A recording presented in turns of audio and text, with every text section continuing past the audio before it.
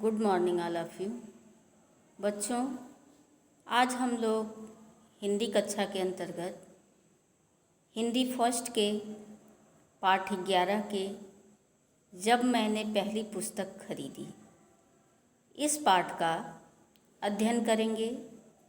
इस पाठ के लेखक धर्मवीर भारती जी हैं। बच्चों, इस पाठ में धर्मवीर भारती के जीवन से संबंधित कुछ बातें बताई गई हैं। उन्होंने बचपन में जब अपनी पहली पुस्तक खरीदी थी तो वह पुस्तक उन्होंने किन कारणों से, किस प्रकार से, किस परिस्थिति में आकर ली थी, इसी विषय पर इस पाठ में बताया गया है और उनके जीवन से संबंधित कुछ बातों को दिखाया गया है। तो आइए हम लोग इस पाठ की ओर चलते हैं। जब मैंने पहली पुस्तक खरीदी। बच्चों, आपके पाठ का नाम है जब मैंने पहली पुस्तक खरीदी। जैसा कि मैं आपको बता चुकी हूँ कि इस पाठ के लेखक धर्मवीर भारती जी हैं। पुस्तकें, पत्र पत्रिकाएं और पारिवारिक संस्कार व्यक्ति के जीवन को विशेष रूप से प्रभावित करते हैं। लेखक के जीवन संघर्ष की कथा प्रेरक ढंग से यहाँ प्रस्तुत की गई है। यह पारिवारिक होने के साथ साथ लेखकीय जीवन के रोचक प्रसंगों का आस्वादन भी कराती है। बच्चों, आप जानते हैं कि जो हमारा जीवन है वह हमारे परिवार से काफ़ी हद तक जुड़ा होता है।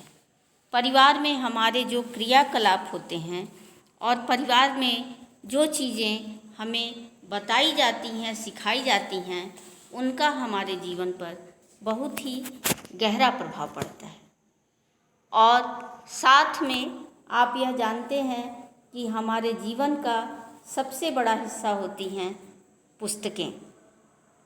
तो लेखक के जीवन का भी सबसे बड़ा एक अंश था, वह था उनकी पहली पुस्तक को खरीदना। बच्चों, इस पाठ का उद्देश्य यह है कि पुस्तक पढ़ने की आदत को वर्णित करना और पुस्तक पढ़ने के प्रति हम लोगों में, आप लोगों में एक रुझान का पैदा होना। आगे देखिए, पहले हम लेखक के जीवन का परिचय जान लेते हैं, उसके बाद मैं आपको पाठ के सारांश से अवगत कराऊंगी। तो आइए हम देखते हैं लेखक परिचय। आधुनिक हिंदी साहित्य के प्रमुख लेखक, कवि, नाटककार और सामाजिक विचारक धर्मवीर भारती का जन्म 25 दिसंबर सन 1926 को प्रयाग, इलाहाबाद में हुआ था। गुनाहों का देवता, सूरज का 7वां घोड़ा तथा अंधा युग इनकी कालजयी रचनाएं हैं। 4 सितंबर 1997 को इनका देहांत हो गया। बच्चों, आप लेखक के जीवन से तो परिचित हो गए, लेकिन आगे आप इनके विषय में कुछ और जानकारी प्राप्त करें। तो आइए देखते हैं इनका साहित्यिक परिचय। धर्मवीर भारती जी एक प्रतिभाशाली कवि, कथाकार एवं नाटककार थे। अपने द्वारा रचित कहानियों और उपन्यासों में इन्होंने सामाजिक एवं मनोवैज्ञानिक समस्याओं को उठाते हुए बड़े ही जीवंत रूप में प्रस्तुत किया है। अपनी भाषा में परिमार्जित खड़ी बोली का प्रयोग किया है। साहित्य में इनके इतने अधिक योगदान के कारण साहित्य जगत की विभिन्न प्रकार की पुरस्कारों से इन्हें नवाजा गया है और इनकी लेखन शैली इतनी खूबसूरत थी कि जिस भी साहित्यिक विधा को इन्होंने स्पर्श किया वह विधा अमर हो गई। गुनाहों का देवता जैसा सशक्त उपन्यास लिखकर इन्होंने अपनी लेखनी का बखूबी परिचय हिंदी साहित्य को दिया है। इनकी कुछ और रचनाएं आप देखिए। इनकी लेखनी में हिंदी साहित्य की कहानी, निबंध, एकांकी, उपन्यास, नाटक, आलोचना, संपादन एवं काव्य क्षेत्र में विभिन्न पुस्तकों की इन्होंने रचना की। अपनी रचनाओं में भावात्मक, समीक्षात्मक, वर्णनात्मक शैलियों का प्रयोग करके इन्हें और अधिक रुचिकर इन्होंने बना दिया। कुछ इनकी प्रसिद्ध कृतियां हैं, कुछ इनकी प्रसिद्ध रचनाएं हैं। अनुप्रिया, गुनाहों का देवता, ठंडा लोहा, अंधा युग, 7 गीत वर्ष, सूरज का 7वां घोड़ा, मानस मूल्य, साहित्य, नदी प्यासी, कहानी अनकहानी, ठेले पर हिमालय, पर्यांति, देशांतर इत्यादि। इन्हें जो उल्लेखनीय सम्मान प्राप्त हुए इन्हें आप देख सकते हैं। 1972 ईस्वी में इन्हें पद्मश्री से नवाजा गया। 1984 ईस्वी में सर्वश्रेष्ठ पत्रकारिता पुरस्कार से इन्हें सम्मानित किया गया। 1988 ईस्वी में सर्वश्रेष्ठ नाटककार का पुरस्कार प्राप्त हुआ।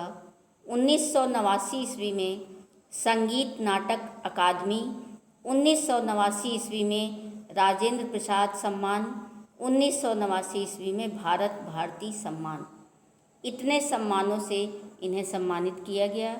1994 ईस्वी में महाराष्ट्र गौरव, 1994 ईस्वी में कौड़ी न्यास और 1994 ईस्वी में व्यास सम्मान से इन्हें सम्मानित किया गया।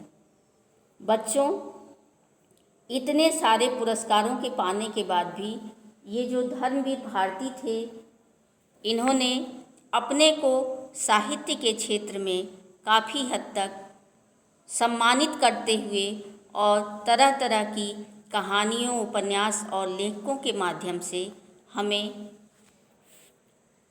उनके प्रति हमारी रुचि को बढ़ाते रहे। तो आइए अब हम लोग पाठ की ओर चलते हैं। पहले आपको एक संक्षिप्त सारांश मैं बता दूं कि इस पाठ का संक्षिप्त सारांश क्या है, इस पाठ में क्या बात कही गई है। लेखक धर्मवीर भारती का बचपन इलाहाबाद में बीता। उनके पिता आर्य समाजी थे और माँ ने स्त्री शिक्षा के लिए आदर्श कन्या पाठशाला की स्थापना की थी। शैक्षिक वातावरण में लेखक को बचपन से ही पत्र पत्रिकाएं, कहानियाँ पढ़ने की एक चाह लग गई थी। लेखक की माँ स्कूली पढ़ाई पर जोर देती। पिता के समझाने पर लेखक ने जी तोड़ परिश्रम किया और 5वें दर्जे में प्रथम आए। अंग्रेजी में सर्वाधिक नंबर लाने के कारण इनाम में उन्हें अंग्रेजी की 2 किताबें मिली। इंटरमीडिएट पास करने पर लेखक ने पुरानी पाठ्य पुस्तकें बेचकर बीए की सेकेंड हैंड पुस्तकें खरीदी।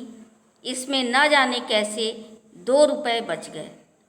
लेखक देवदास का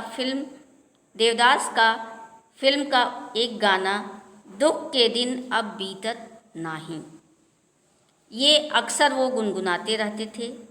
माँ को यह मालूम होने पर कि यह तो फिल्म देवदास का गाना है, सिनेमा की घोर विरोधी माँ ने लेखक को फिल्म देखने की अनुमति दे दी। सिनेमा हॉल के पास ही एक परिचित किताब की दुकान पर देवदास पुस्तक देखकर लेखक उसे उलटने पुलटने लगे।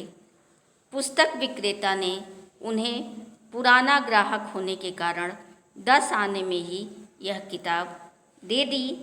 लेखक ने फिल्म देवदास देखने का मोह त्यागा और घर आकर बाकी बचे 1 रुपया 6 आने माँ के हाथ पर रख दिए। माँ के पूछने पर कहा कि फिल्म नहीं देखी, यह किताब ले आया। यह लेखक के अपने पैसे से खरीदी अपनी निजी लाइब्रेरी की पहली किताब थी। तो आपने देखा कि बच्चों लेखक धर्मवीर भारती का जो रुझान था वह पुस्तक के प्रति था। तो आइए हम लोग पाठ को पढ़ते हुए इसे समझने का प्रयास करते हैं। बचपन की बात है। उस समय आर्य समाज का सुधारवादी आंदोलन पूरे जोर पर था।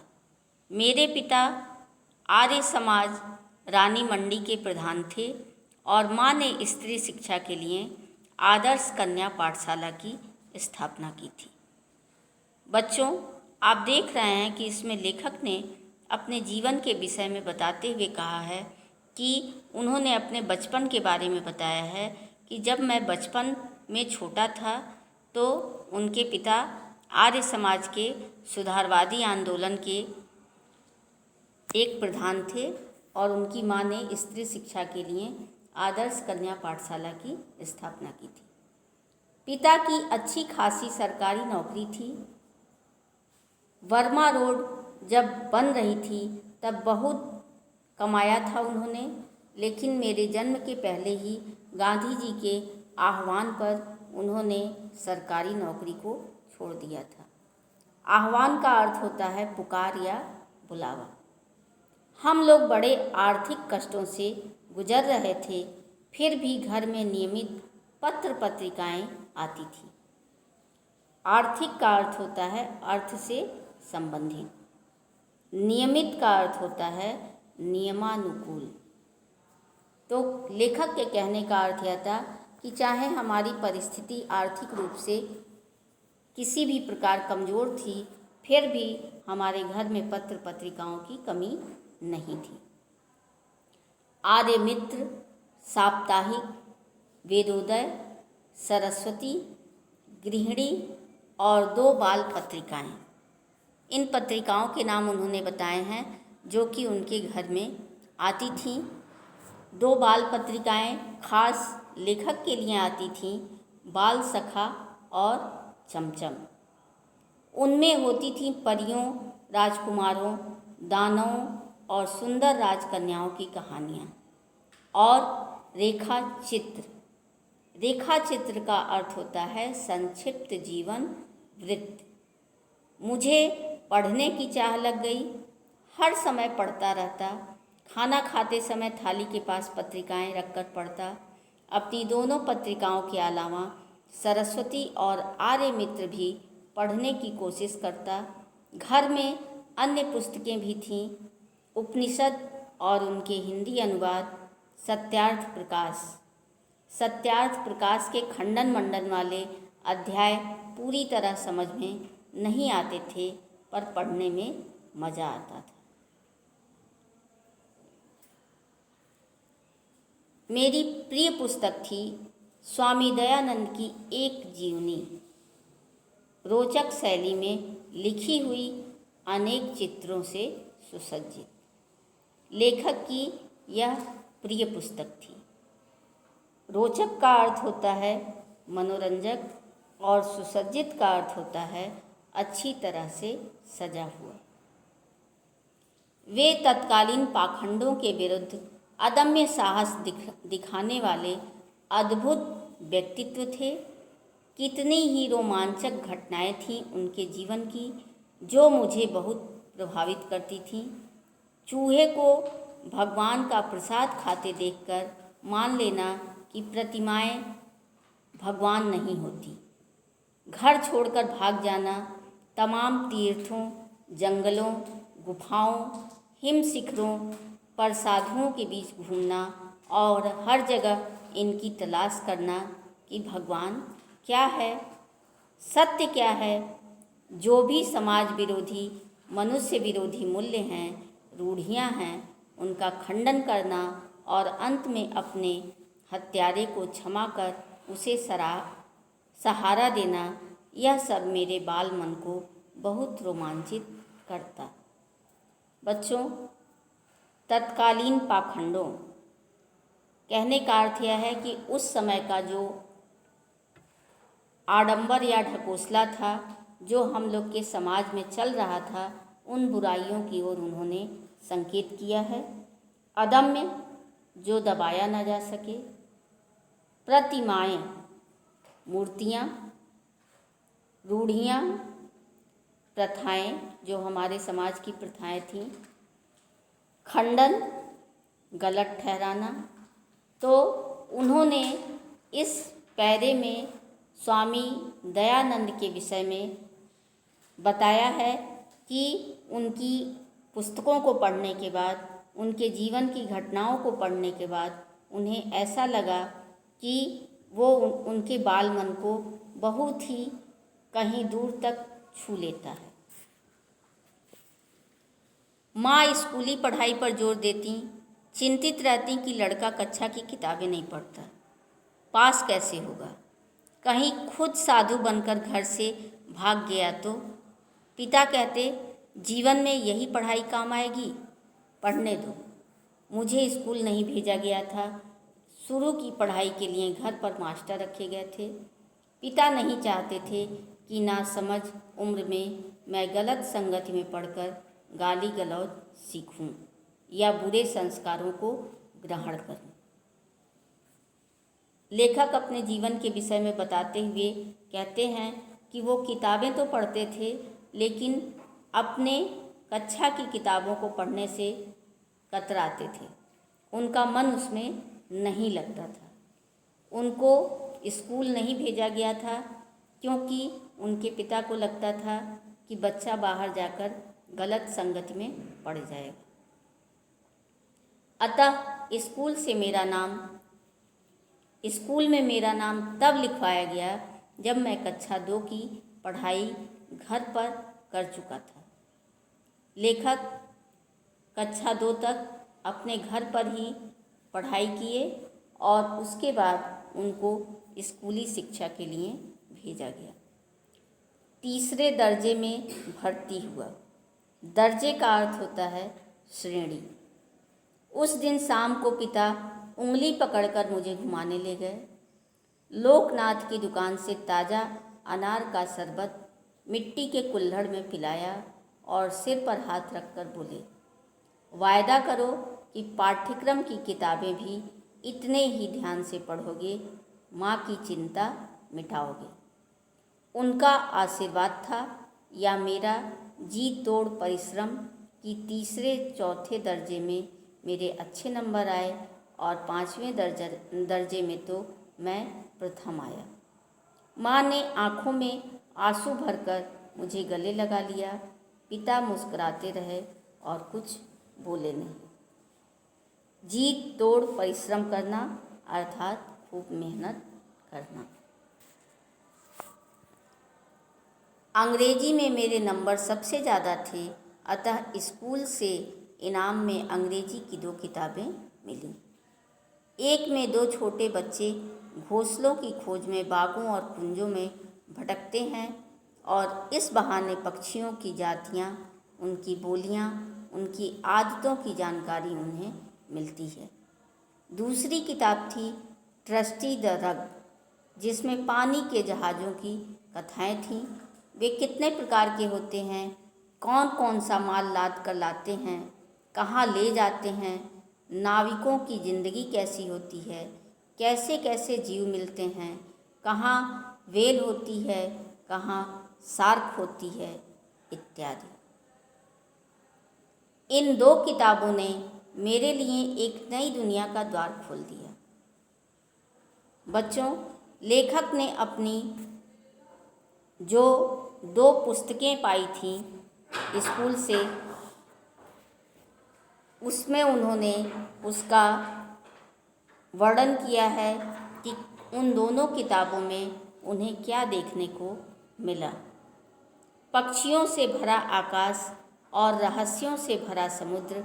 पिता ने अलमारी के एक खाने में अपनी चीज़ें हटाकर जगह बनाई और मेरी दोनों किताबें उस खाने में रखकर कहा, आज से यह खाना तुम्हारी अपनी किताबों का, यह तुम्हारी लाइब्रेरी है।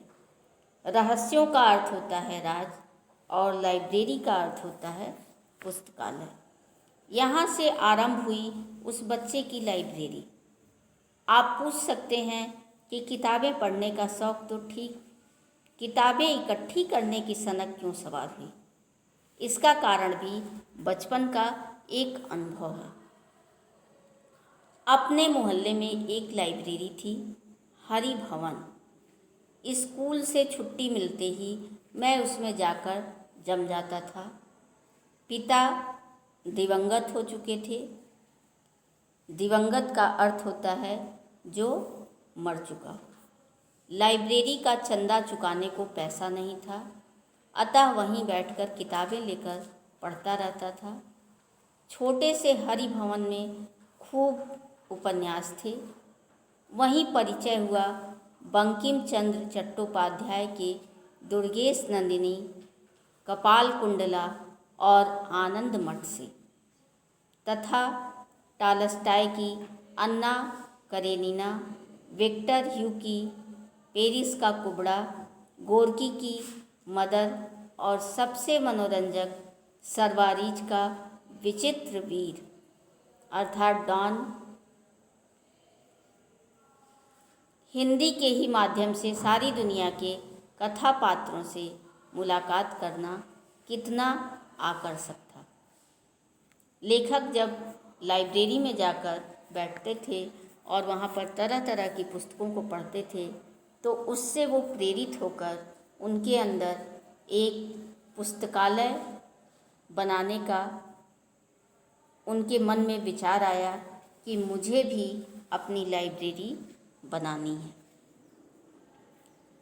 लाइब्रेरी खुलते ही पहुंच जाता और जब लाइब्रेरियन शुक्ल जी कहते कि बच्चा अब उठो, पुस्तकालय बंद करना है, तब बड़ी अनिच्छा से उठता था। अनिच्छा का अर्थ होता है इच्छा का अभाव। कहने का अर्थ यह है कि जब वह लाइब्रेरी में बैठते थे तो चूँकि उन्हें पुस्तकों से लगाव था, इसलिए वह जब पुस्तकालय बंद करने की बात कहते थे तो वह न चाहते हुए भी उन्हें उठना पड़ता था। जिस दिन कोई उपन्यास अधूरा छूट जाता उस दिन मन में कसक होती कि काश इतने पैसे होते कि सदस्य बनकर किताब इशू करा लेता, या काश इस किताब को खरीद पाता तो घर में रखता। कसक, कसक का अर्थ होता है टीस या खटक। एक बार पढ़ता, दो बार पढ़ता, बार बार पढ़ता। लेखक को यह महसूस होता था कि यदि इन किताबों को खरीदने के लिए मेरे पास पैसे होते या मैं उसका सदस्य बन सकता लाइब्रेरी का, तो मैं किताबें लेकर पढ़ सकता था। पर जानता था कि यह सपना ही रहेगा, भला कैसे पूरा हो पाएगा। पिता के देहावसान के बाद तो आर्थिक संकट इतना बढ़ गया कि पूछिए मत। फिर भी मैंने जीवन की पहली साहित्यिक पुस्तक अपने पैसों से कैसे खरीदी, यह आज तक याद है। उस साल मैंने इंटरमीडिएट पास किया था। पुरानी पाठ्य पुस्तकें बेचकर बीए की पाठ्य पुस्तकें लेने सेकेंड हैंड बुक शॉप पर गया। उस बार जाने कैसे पाठ्य पुस्तकें खरीद कर भी 2 रुपए बच गए थे। सामने के सिनेमा घर में देवदास लगी थी, न्यू थिएटर्स वाली। बहुत चर्चा थी उसकी, लेकिन मेरी माँ को सिनेमा देखना बिल्कुल नापसंद था। उसी से बच्चे बिगड़ते हैं। लेकिन उसके गाने सिनेमा घर के बाहर बजते थे। उसमें सहगल का एक गाना था, दुख के दिन अब बीतत नाही। उसे मैं अक्सर गुनगुनाता रहता था। कभी कभी गुनगुनाते हुए आँखों में आंसू भी आ जाते थे, न जाने क्यों। एक दिन माँ ने सुना, माँ का दिल तो आखिर माँ का दिल है। एक दिन बोली, दुख के दिन बीत जाएंगे बेटा, दिल इतना छोटा क्यों करता है, धीरज से काम लें। जब उन्हें मालूम हुआ कि यह तो फिल्म देवदास का गाना है, तो सिनेमा की घोर विरोधी माँ ने कहा, अपना मन क्यों मारता है, जाकर पिक्चर देखा है, पैसे मैं दे दूँगी। मैंने माँ को बताया कि किताबें बेचकर 2 रुपए मेरे पास बचे हैं। वे 2 रुपए लेकर माँ की सहमति से फिल्म देखने गया। पहला शो छूटने में देर थी। पास में ही परिचित किताब की दुकान थी, वहाँ जाकर पुस्तकें देखने लगा। सहसा देखा काउंटर पर एक पुस्तक रखी है, देवदास, लेखक शरत चंद्र चट्टोपाध्याय, दाम केवल 1 रुपया। मैंने पुस्तक उठाकर उल्टी पलटी तो पुस्तक विक्रेता बोला, तुम विद्यार्थी हो, यहीं अपनी पुस्तकें बेचते हो, हमारे पुराने ग्राहक हो, तुमसे अपना कमीशन नहीं लूँगा, केवल 10 आने में यह किताब दे दूँगा। मेरा मन पलट गया। कौन देखे 1.5 रुपए में पिक्चर। 10 आने में देवदास खरीदी। जल्दी जल्दी घर लौट आया और 2 रुपए में से बचे 1 रुपया 6 आने माँ के हाथ पर रख दिए। माँ बोली, अरे तू लौट कैसे आया, पिक्चर नहीं देखी? माँ ने पूछा। नहीं माँ, फिल्म नहीं देखी, यह किताब ले आया, देखो। माँ की आंखों में आंसू आ गए। खुशी के थे या दुख के, यह नहीं मालूम। वह मेरे अपने पैसे से खरीदी मेरी अपनी निजी लाइब्रेरी की पहली किताब थी। बच्चों, यह आपका जो पाठ है, यह धर्मवीर भारती के द्वारा लिखा गया है। इसको पढ़ने के बाद ऐसा लगता है कि यदि उसी प्रकार से हम भी अपने मन को पत्र पत्रिकाओं में लगाएं, पुस्तकों में लगाएं, तो शायद हम लोग के जीवन में भी ऐसे समय, ऐसे क्षण आ सकते हैं। बच्चों, इस पाठ का जीवन मूल्य है कि पुस्तकों में ज्ञान का असीम भंडार होता है। पुस्तकों में ज्ञान का असीम भंडार समाहित होता है और पुस्तकें मनुष्य की सबसे अच्छी दोस्त होती हैं। तो हमें इसी प्रकार से अपने मन को एकाग्र करके कहीं ना कहीं लगाना चाहिए, क्योंकि यदि हम अच्छी पुस्तकों को पढ़ते हैं तो हमें भी अच्छे ज्ञान की प्राप्ति होगी। आइए हम लोग शब्दार्थ की ओर चलते हैं।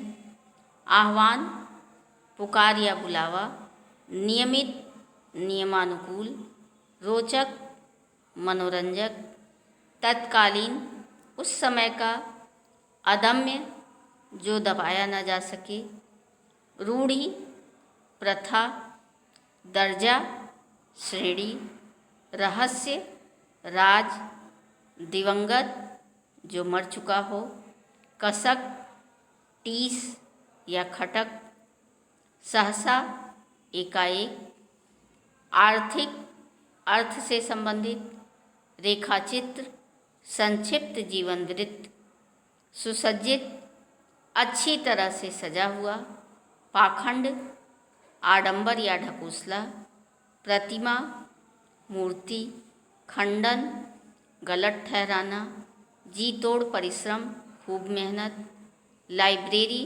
पुस्तकालय, अनिच्छा, इच्छा का अभाव, देहावसान, देहांत या मृत्यु, विक्रेता, बेचने वाला। तो बच्चों, आपका यह पाठ, जब मैंने पहली पुस्तक खरीदी, इस पाठ को हम लोगों ने पढ़ा और समझा।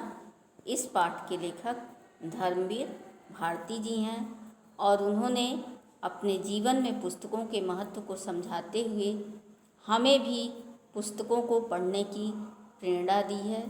तो हमें भी अपने मन को उस ओर ले जाना चाहिए। धन्यवाद।